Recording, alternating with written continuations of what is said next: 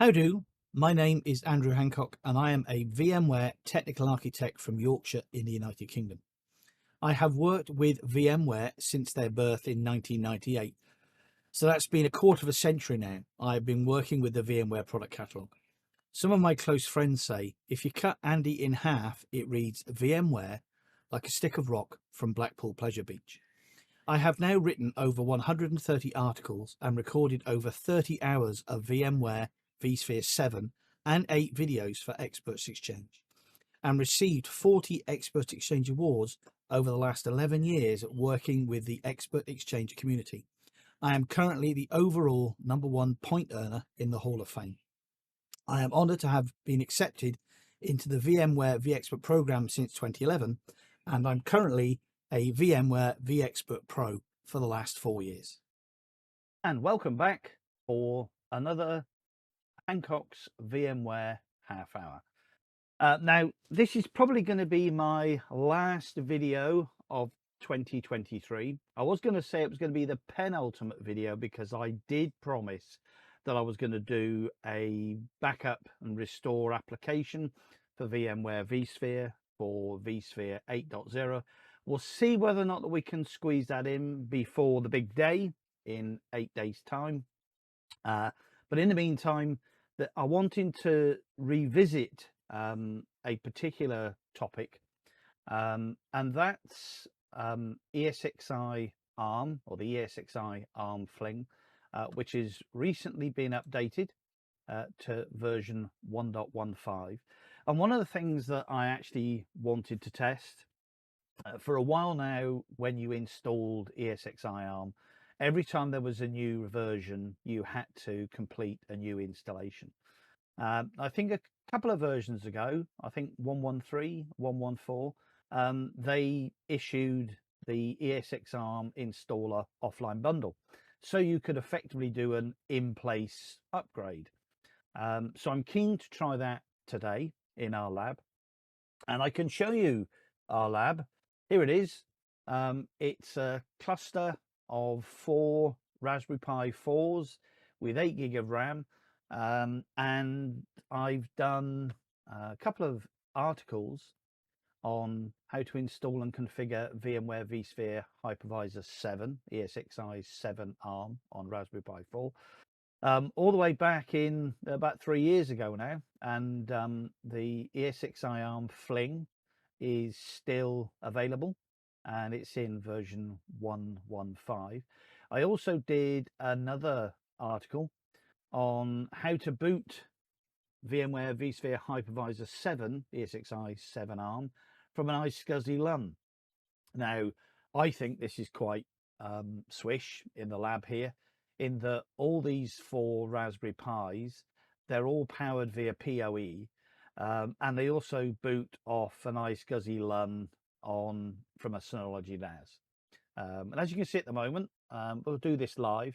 One of the number 4, which is the Raspberry Pi at the very top, you'll see at the moment doesn't have any power applied to it, i.e. there's no red light. So what I'm going to try and do, I'm going to try and apply PoE to this, and at the same time I've actually got patched HDMI into this suite, and we can hopefully see it boot. I probably need to make some changes, but we'll let it boot, and then I'll show you how to update it, which is not really any different to another article that I've done and videos on how to update VMware ESXi 7 GA to ESXi 7.0B in 5 easy steps. And we're going to apply exactly the same procedure to ESXi ARM Fling. And I just really wanted to do this for completeness. I'm just going to wet my whistle using my #1 first technology community Experts Exchange mug. And as you may notice, I'm wearing my Christmas attire. This probably should say Broadcom by VMware. I was actually basically going to get a sticker and put it on there. But as you probably know, if you've been following the saga since about May 2022, finally, Broadcom have taken over VMware. Less said about that, the better for the moment, and we'll see how that carries on and in 2024. Anyway, so I'm just going to turn on. Okay, so that's our USB feed for our Raspberry Pi, and I'm just going to edit and turn the power on here using Unify Ubiquiti, which, as you probably heard me say in the past, this is a complete can of worms in the issues that I actually basically have with the product. Maybe it's just me. So it's interesting. So I've got PoE it turned on that port, but I'm not seeing any lights at the moment. It's possible maybe that a network cable has come unplugged. Just let me try that again. PoE switching, PoE off, apply, and just toggle it again. There is normally a bit of a delay. Say I'm looking at the video and I'm actually looking at the cluster, and I'm still not seeing.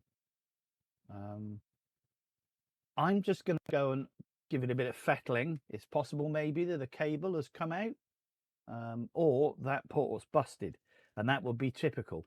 I'm just going to pause this. Okay, and I'm back. My bad, pebcac. I thought I'd check the lab, and I checked that the PoE switch had 4 blue cables that all went to the Raspberry Pis, but one of the blue cables was substituted with another blue cable that wasn't plugged into anything. So yeah, pebcac, to be honest, you know, if you came here and looked at the KLC and list lab, you would sort of kind of think that it's definitely a man cave. So I don't even know why I was put that other blue cable. Anyway, okay, so what I wanted to show you was, and again, my apologies, Ubiquiti, it's not you, it's me. So I'm just going to basically turn on PoE to this switch, and if you look at the top Raspberry Pi 4, you should see when Raspberry Pi's thought about it. Okay, there you go, you can see it go. You can see the Raspberry Pi boot. I will show you that there is an iSCSI LUN that this does boot from, because you might think it's all a bit smoke and here is the lab. The reason I'm using an iSCSI LUN is because normally you would have to install onto a micro SD card, and initially there were problems with the UEFI boot code that booted the Raspberry Pi that would cause a failure, and I was pulling my hair out about it. So eventually I thought that it's probably smarter, as Raspberry Pi UEFI boot code supports a boot from an iSCSI LUN. I thought, wow, why not actually basically be a bit smart about this and use PoE. So these have got little PoE hats. They're not a lot of money. I think they're about 20 odd pound, $20 a hat on top of a Raspberry Pi 4, which have come down in price now, with a little case. So, if you want a budget ESXi lab that obviously runs ARM, this isn't going to run Intel 32-bit or 64-bit. But if you want to run ARM and build a little ESXi vSphere lab on 7.0, then you can put a lab together, very inexpensive lab, 4 Raspberry Pis or 2 Raspberry Pis, PoE switch from Ubiquiti. They don't cost a lot of money. So I would certainly think that, $500 US, and maybe that's new, and I think maybe if you actually basically look towards eBay, I think you could probably maybe get that a little bit cheaper. So, if you're not looking at using a nested lab to do your VMware vSphere, then you can do some of the basic functions around VMware vSphere. Obviously, you can't do vSAN. vCenter server has obviously got to be hosted on a Intel platform, so you need somewhere from that if you want to use VMware vCenter server. And I did notice, while we're waiting for that to boot, if you look in the downloads here, and I put all these links in the description below, you'll also see that the fault domain manager, FDM, or HA agent, is available for vCenter server 8.0, 8.0a, b, c, and update 1. I just did a couple of beeps in the background there, which I thought were my UPS, and I've been having massive issues here in the lab with UPSs. You know, we got several, well, actually more than several. There's about 6 or 7 UPSs. I've got one here. Here we go, look. Problem is that the batteries were all flaking out on all of them, and in the end I just decided to pull the trigger on replacing the batteries in a larger APC Schneider unit here and running the entire lab off a single UPS. Yes, I know, single point of failure, but these were all becoming a single point of failure anyway, that I've got so many of them. I've got about 10 of them doing individual things, and they all need new batteries, and lead acid batteries or sealed batteries these days seem to be absolutely expensive. Okay, so we've booted. So I know I've got a keyboard plugged in, USB keyboard plugged in here to our Raspberry Pi, and this is running one of the earlier builds. I think it's 1.14, yeah, 6771. So I think it's 1.13 or 1.14, and I know the IP address. So the IP address is I was going to 169. So we're going to do the same old thing. If you've been watching these videos, you know by now that ESXi ARM is no different really, other than the fact that it says VMware ESXi on ARM Fling. But we're logging in direct using the HTML client web browser. I'm going to turn on SSH, so I'm just going to basically enable SSH there, and I'm going to enable console shell. I'm then going to basically run putty, and we're going to log in 169, accept, log in as root. Now you'll know by now, if you've been watching these videos, that I like to do 2 SSH connections because I like to tail the update log. So I'm going to open another session, duplicate session, root, log in again, and I'm going to perform my update from here if I remember the command.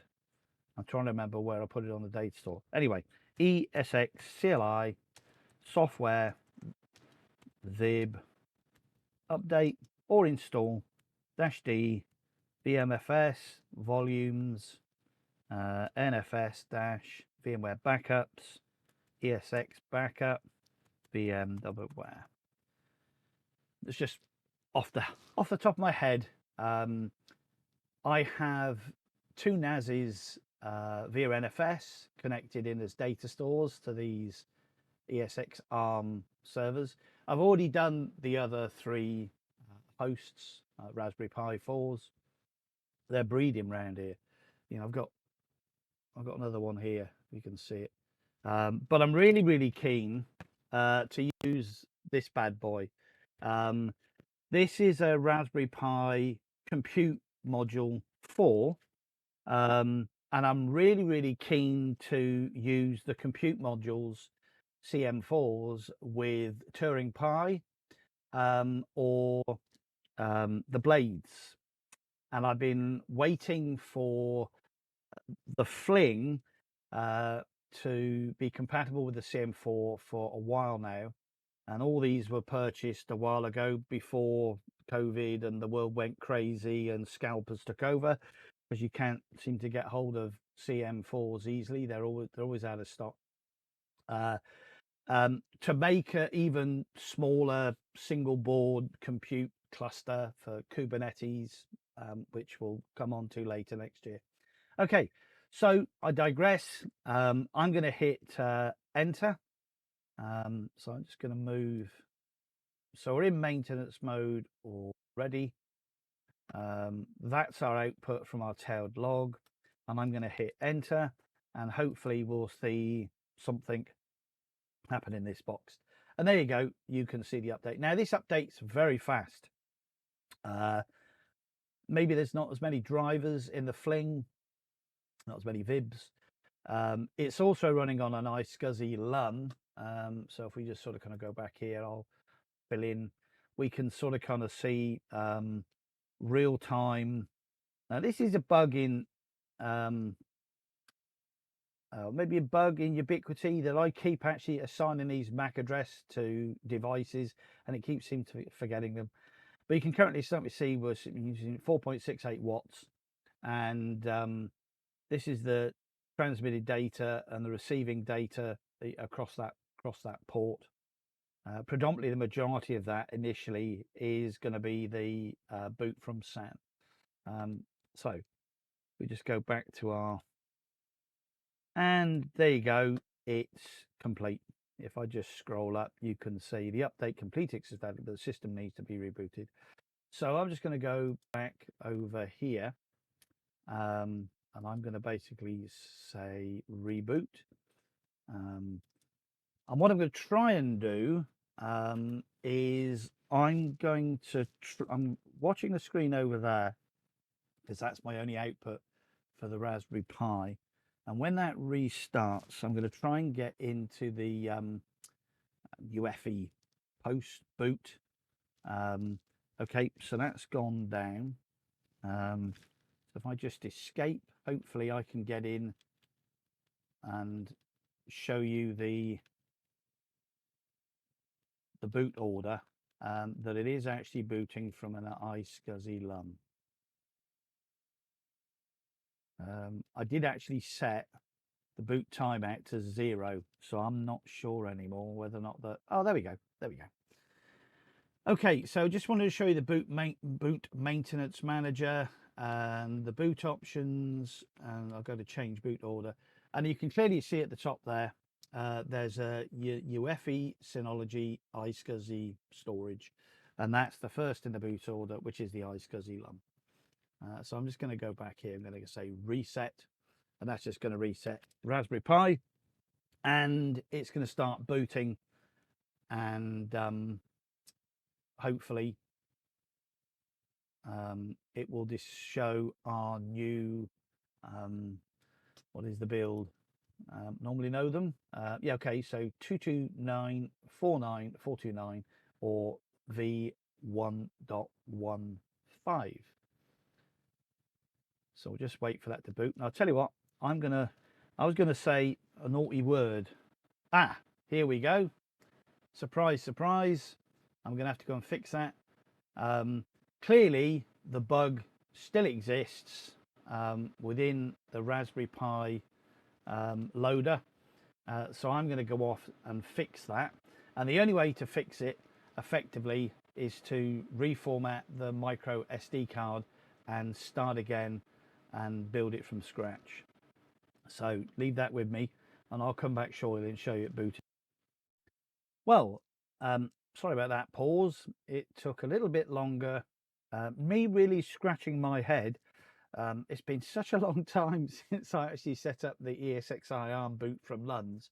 I was sort of kind of puzzling the quickest way to get it back up and running. And so what I did is I took the micro SD card out of ESXi 003 ARM, duplicated it, put it back in ESXi 004 in hoping that was a shortcut. I could get it all back up and running. And I broke ESXi 003 ARM, so I had to fix that and then go on and fix ESXi 004. Now we're using boot from LUN, so all the ESXi OS and configuration is on a LUN. The bit that's missing is that I use the SD cards in the Raspberry Pis to bootstrap the UEFI boot, to bootstrap the installer if I was installing, or boot the OS off the LUN. Now, I'm surprised to see that that synchronous exception that you saw is still present in the UEFI boot code, because I'm sure on GitHub I read years ago that it had been fixed. Clearly, as you saw, it's not. And it's one file that seems to get corrupted, and when it gets corrupted, that's it. You can't boot. So it's a simple case really just to replace that file with a good file, or completely trash, reformat, and reset up the configuration. Now that's not a big deal, because one of the shortcuts I also do here in the lab, which I also thought was a bit clever, swish, was I actually use DHCP not only to provide the parameters, the IP information for the ESXi hosts, but I also use DHCP to provide the iSCSI LUN information and the CHAP information. So all I have to do is drop in the initiator name on each ESXi host, tick the box that says DHCP, and the DHC parameters are done for me. It just a little bit cleverer than awkwardly typing them in on a small screen connected to HDMI, because the other thing that's a bit strange about Pis is the HDMI, I think, is under some sort of weird software control, something like that. If you don't actually plug in the HDMI cable at power on, you don't get any HDMI out. PC, you just connect the HDMI cable in if it's powered on, and you get video out. Doesn't work on a Raspberry Pi. Don't know why, but I think it's something to do with the I don't know, the boot process, the way that devices are enabled. You probably go off and Google it, find out why. Let me know below. Okay, I'm going on too much because I want to really keep this video short. So just to recap, where we'd actually basically got, we'd had our host in maintenance mode. We had SSH and shell enabled. I'd connected via the SSH. I'd run the fabulous ESXi CLI software update, software install -d, da da da da, enter. It updated the host. You've seen all that. We restarted, and bosh, it blew up with a synchronous exception. Typical. I thought this was going to be a quick one today, but generally that's my life. And welcome to Andy's world. Okay, so all I'm going to do is, you've seen me do this quickly. I'm just going to basically, I'm not going to change any of that. I'm just going to click POE. Don't let me cancel that. I can't remember if I didn't notice if I changed any other thing. So I'm just going to go POE, apply. We'll see ESXi 4 red light come on. Hopefully we'll see it boot over here. Okay, it's booting. I don't need to touch anything there, because hopefully it's going to do the old boot from my SCSI jiggery-roo. Lovely Raspberry Pi screen, and we'll see the standard ESXi boot process, yellow over grey, but this is actually booting from LUN. And this is just to show you that we have updated. Here I've not actually basically changed it to 5 seconds, so that's why I'm seeing that. Okay, there we go. So we're now booting from LUN. So hopefully this will boot with 229.49.429, and you can see it's booting there. It is booting. I don't know why. I think there's something really weird with this cheapo HDMI USB dongle thing, but for some strange reason is cutting off the screen, or there's something weird going on there. I'm just going to wait for that to boot, and let's have a little look. As you can see, I've been testing here the other one, so let's just wait for ESXi ARM to come up. We'll connect with the HTML client, and what I'll do as a added extra, I'll quickly show you that is added to vCenter Server 7. just put a T on the end of that. Okay. Okay, so we have valid ping response. As you can see, we have booted into version 229.49.429. And if I go over here, then this is actually connected to another vCenter server in the lab here. This is one that we normally use for production stuff. But we've actually basically tagged on our Raspberry Pi ARM cluster here. So I'm just going to basically select exit maintenance mode. You can see here that it's running VMware ESXi 7 229.49.49 or 1.15, which was released a couple of days ago. So that's it in this video, and that's it for this year.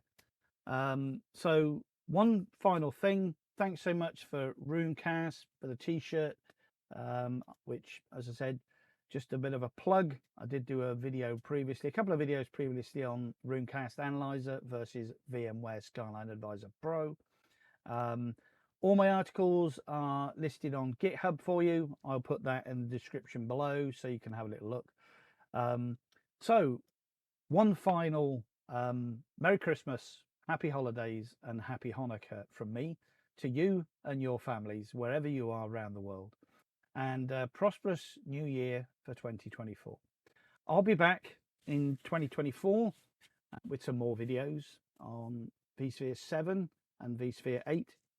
Hopefully, maybe there'll be a new box on the desk here if I can actually basically free up some space, because it is getting a little bit cluttered.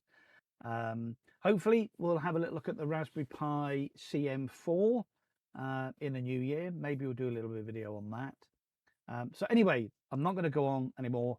Thanks very much for watching the Hancock VMware half-hour videos, and come back in the new year. And if there is some videos that you want me to do, then please post them down below and we'll see what we can do. If you have any questions about VMware vSphere, I know things at the moment are the changes for all of us with Broadcom acquiring VMware. There are changes in licensing, as you may have seen, that perpetual licenses have ended and we're now going to be on a subscription model. The products are going to be changed, some are going to be dropped, some are going to be merged, and there are rumors at the moment that the EUC division, not quite sure they're rumors anymore, I think that Broadcom have published statements to say that they have divested, or they will divest, the EUC division. I have my own personal thoughts on this acquisition, as I would do. I've worked with the VMware product now for a quarter of a century. So nobody likes change, but often change is for the better. So once again, Merry Christmas, Happy Holidays and Happy Hanukkah. And come back in the new year for some more VMware fun. Goodbye, folks. Bye-bye.